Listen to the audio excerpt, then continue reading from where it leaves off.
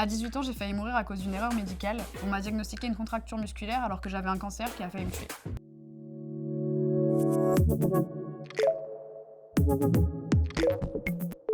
Bonjour, je m'appelle Elise, j'ai 22 ans et à l'âge de 18 ans, j'ai eu un cancer qui a failli me tuer. Aujourd'hui, je suis sur TikTok sous le pseudo Elifight. Bienvenue sur Papillon Action. Pour moi, concilier études et maladie, c'était compatible au final, pas du tout. J'ai quitté mes études parce que les professeurs n'étaient pas du tout compréhensifs sur tout ce qui était le handicap, les aménagements. Et pour eux, c'était pas possible de faire du traitement de faveur. Vous voyez, quand on a un cancer, les profs parlent de traitement de faveur. Après, au final, j'ai décidé de me réorienter. Donc, je suis partie dans une école pour faire des études de chef de projet. Et à la suite de ça, j'ai retrouvé une entreprise au mois de février dans laquelle je suis aujourd'hui, qui est adaptée au handicap, qui est sensible à ce sujet et dans laquelle je m'éclate.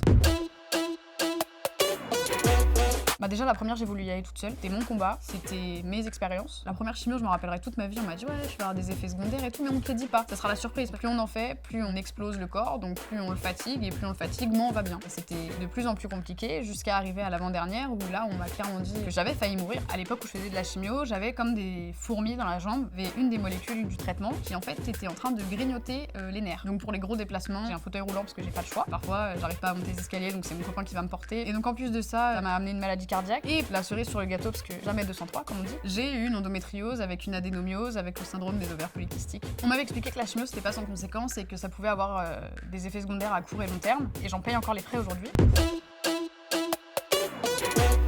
Je voulais trouver des témoignages de gens, parce qu'en fait c'est bien d'avoir un cancérologue qui vous dit vous allez avoir ceci, vous allez avoir cela, mais concrètement parler à des gens malades ça a rien à voir, c'est pas la même chose. On a l'expérience de quelqu'un, c'est rassurant d'un certain sens. Et j'ai créé en fait ce TikTok, j'ai fait une première vidéo qui a littéralement fait 20 000 vues. J'ai commencé à raconter mon histoire, j'ai eu beaucoup de questions tant sur le diagnostic de l'endométriose, sur le cancer. Il y a quand même 2 personnes qui m'ont expliqué que leur médecin les envoyait bouler. Ce que tu me dis là, c'est ce que moi j'ai vécu. 3 semaines, un mois après, ils me disent j'ai fait des examens, j'ai rien à foutre. Et du coup les réseaux ça a aidé pour beaucoup de choses, des gens qui voulaient tout simplement des conseils.